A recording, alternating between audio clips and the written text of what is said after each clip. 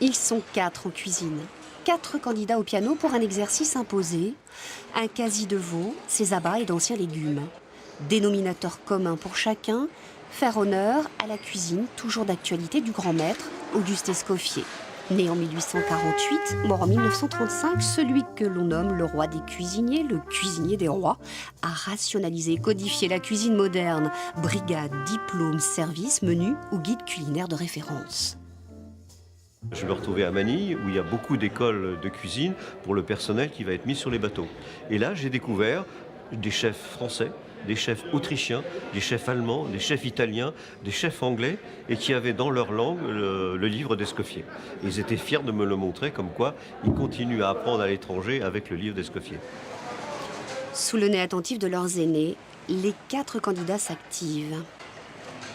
Je suis dans le temps, mais j'ai fait des petites fautes ou des choses qui ne vont pas trop. Mais je pense que ça va aller quand même. Il n'y a pas de réelle difficulté, mais moi je dirais, le plus intéressant, c'est la cuisson du veau. Parce que c'est quand même une cuisson très sensible et il faut bien la maîtriser pour arriver à la sublimer, quoi. Voilà, tu passes derrière, tu présentes. À chaque table, tu restes pas trop longtemps, Léa, et tu mets à découper de suite.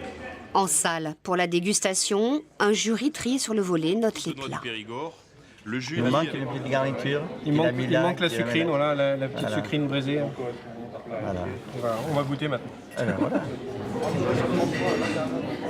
Madame, messieurs, donc le foie gras de canard cuit au torchon.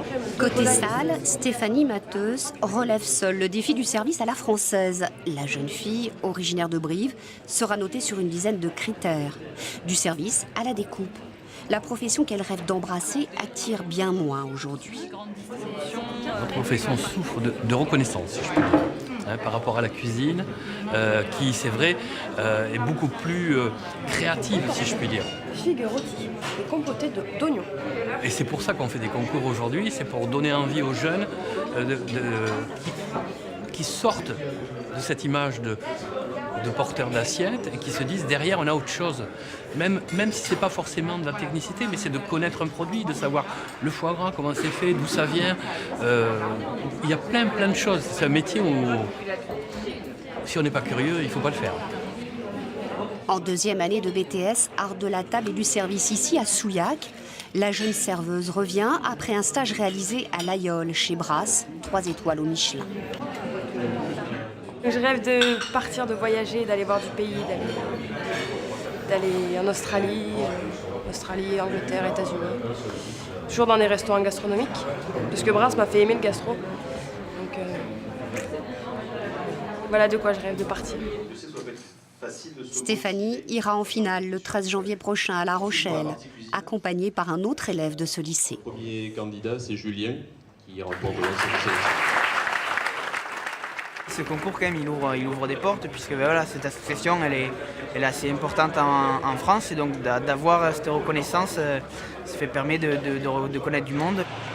La finale internationale se déroulera le 24 février prochain à Paris.